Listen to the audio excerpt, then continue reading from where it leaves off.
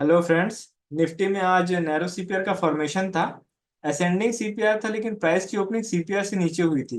जब भी ascending CPR में प्राइस सीपीआर के नीचे ओपन हो और कुछ देर वहीं रह जाए तो पूरा कंसोलिडेट करता है। सीपीआर से नीचे कंसोलिडेट करता है। ये हमारा इंडिकेटर है 1 मिनट का, सॉरी 5 मिनट का टाइम फ्रेम में पहले डिस्कस करेंगे। सीपीआर नैरो था और डेज ओपन की लाइन जस्ट सीपीआर के नीचे बनी थी। यहाँ पे जो हमने पहले जोन मार्क करके रखा था, ये 1 डे के टाइम फ्रेम का S1 प्रीवियस मंथ लो का जोन है। 1 डे का टाइम फ्रेम का ये S1 प्रीवियस मंथ लो का जोन है, पहले से मार्क्ड है। तो 5 5 मिनट के टाइम फ्रेम पे कि अगर ये नीचे की तरफ में जा रहा है तो इस जगह से सपोर्ट लेने की कोशिश कर सकता है। तो पहला कैंडल रेड बना, लेकिन वी वेब के ऊपर 20 में की लाइन थी, इसलिए वो नीचे जाके ना बाउंस किया ऊपर की तरफ में।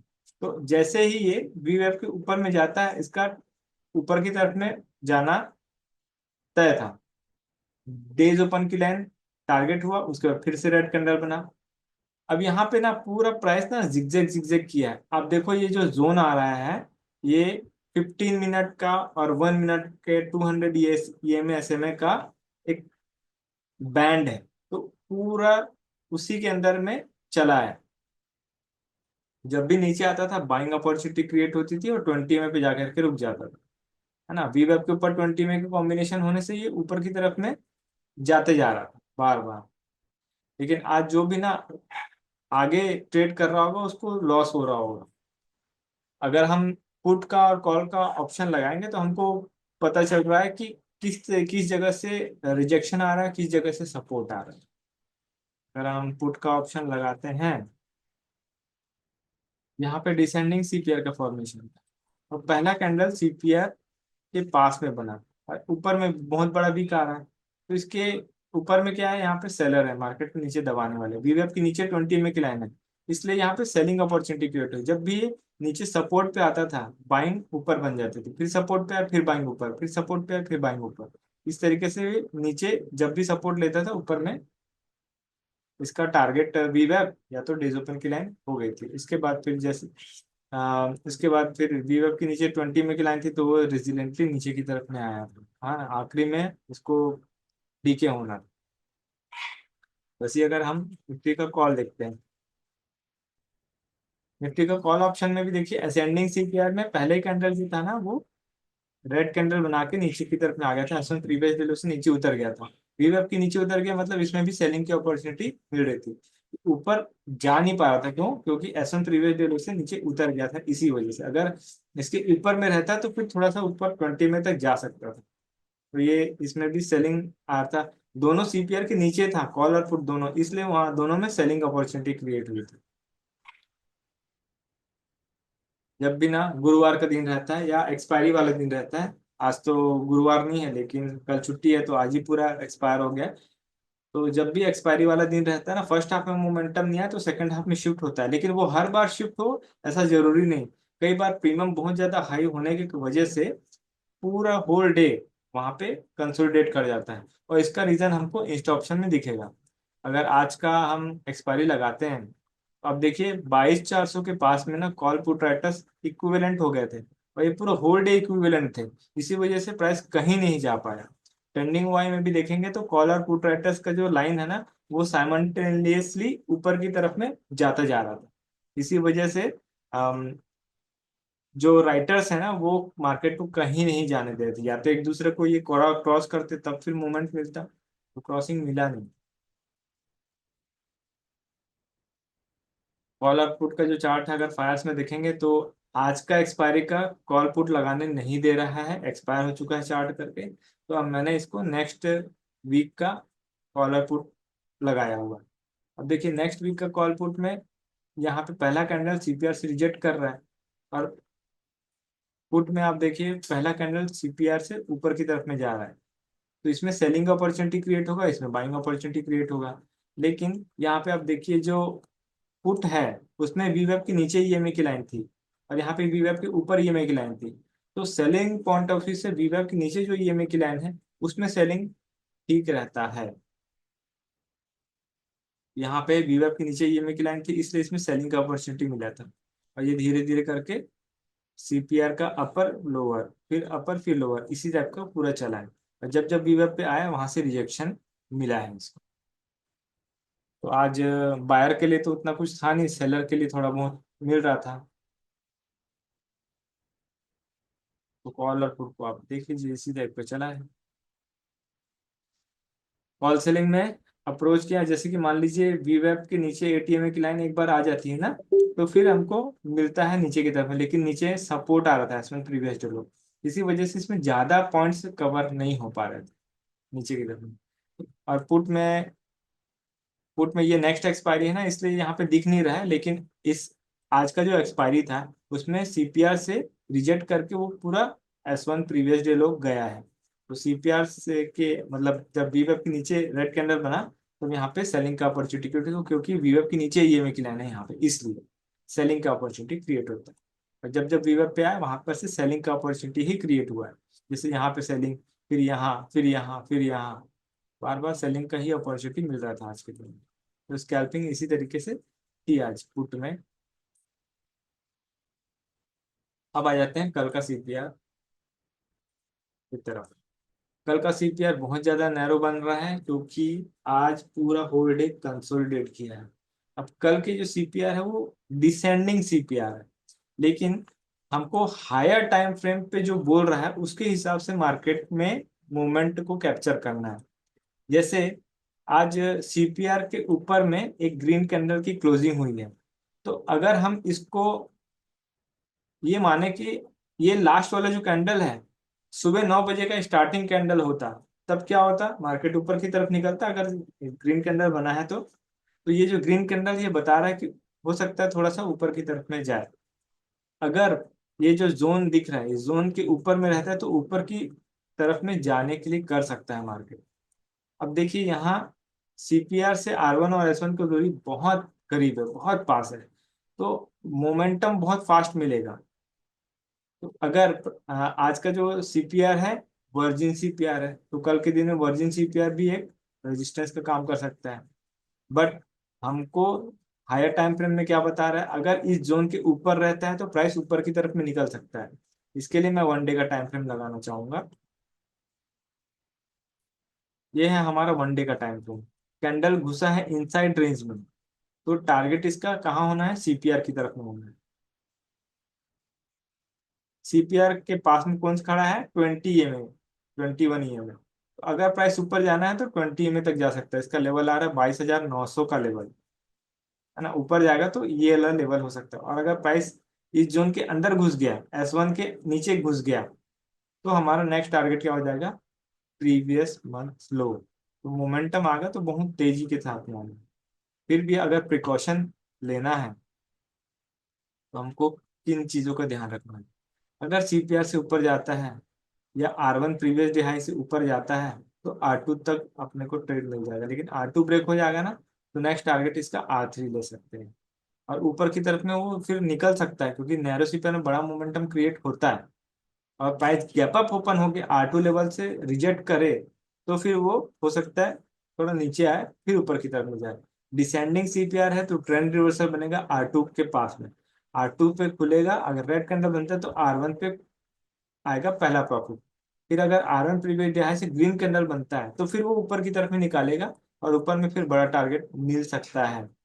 लेकिन अगर price R1 previous day high को भी ब्रेक कर जाए, R2 से खुलता है और R1 प्रीवियस डे हाई को ब्रेक कर जाए, तो वो R2 से सीपीआर जाएगा और सीपीआर से हो सकता है S2 तक भी चला जाए। ऐसा करके प्राइस अगर S1 प्रीवियस डे लो के नीचे उतर जाता है तो आप पहला टारगेट S2 रख लीजिएगा, लेकिन S2 का लेवल ब्रेक हो जाए तब फिर नीचे का टारगेट थोड़ा सा लंबा मिल सकता है, क्योंकि नीचे कोई एकदम इमीडिएट सपोर्ट नहीं आ रहा है। ऑप्शन इंस्टा ऑप्शन को देखेंगे हम, नेक्स्ट एक्सपायरी एक बार लगा लेते हैं। यहाँ पे कॉल ये 22,500 के लेवल पे ना मार्केट थोड़ा सा प्रॉब्लमेटिक है। 22,500 का लेवल अगर ऊपर की तरफ में ब्रेक हो जाता है तो ऊपर में ज्यादा बड़ा कोई रेजिस्टेंस अभी क्रिएटेड नहीं है। रेजिस्टेंस दिख रहा है 23,000 का। तो अगर प्राइस ऊपर जाता है तो बड़ा मोमेंटम मिल सकता है ऊपर की तरफ में। और अगर प्राइस को नीचे जाना होगा तो 22,400 ब्रेक होता है तो 22,300 पे पहला प्रॉफिट, और 22,300 ब्रेक होता है तो 22,000 का लेवल मिल सकता है, तो बड़ा टारगेट मिल सकता है अगर आना हो तो। कल का जो कॉल और पुट का ऑप्शन है उसको भी एक बार चेक कर लेते हैं, हालांकि दोनों में नैरो सीपीआर है, वो दिख ही रहा है। 22,300, 22,400 का ले लेते हैं क्योंकि प्रीमियम बहुत ज्यादा ही रहता है। नैरोस्ट सीपीआर है, सीपीआर के ऊपर बना है, मतलब प्राइस, जो सीपीआर एक सपोर्ट का काम करने वाला है, और प्राइस ऊपर की तरफ निकल सकता है। तो अगर R1 previous day high break कर देते हैं तो R2 का लेवल मिल सकता है, क्योंकि ये वर्जिन सीपीआर है। और R2 लेवल ब्रेक करता है तो R3 का लेवल भी मिल सकता है बड़ी आसानी से। ठीक है, पुट ऑप्शन देख लो। पुट ऑप्शन, इसमें भी नया सीपीआर बन रहा है, लेवल बहुत पास पास आ रहा है, तो इसमें मोमेंटम मिल सकता है। सीपीआर के नीचे रेड कैंडल बना है, मतलब सीपीआर एक रेजिस्टेंस का काम कर सकता है। अगर प्राइस सीपीआर के ऊपर में बुलिश कैंडल के साथ में निकलता है तो पहला R1 लेवल रहेगा, और R1 लेवल से रेड कैंडल बनता है तो फिर से सीपीआर आएगा। लेकिन अगर R1 प्रीवियस डे हाई 10:30 बजे के पहले ब्रेक हो जाता है तो R2 और R3 लेवल भी देखने को मिल सकता है आसानी के साथ। मतलब आरती लेवल एक, आरती लेवल तक अपने को रखना है। मतलब R2 लेवल तो जा सकता है, R2 लेवल पे भी आप अगर एग्जिट करते तो एकदम बेस्ट रहेगा, कोई दिक्कत नहीं। R2 लेवल के ऊपर में भी जा सकता है, अगर जाता है तो आरती लेवल भी मिल सकता है। यहाँ पे थोड़ा जो गैप गैप हुआ था, ये वाला गैप, इसको थोड़ा देखना है। तो ये जो कैंडल का लो आ रहा है, यहाँ पे प्रॉफिट बुक करना, मतलब R2 के ऊपर में जाता है तो कोई भी बड़ा कैंडल मिलता है वहां पे प्रॉफिट बुक करके निकल जाए।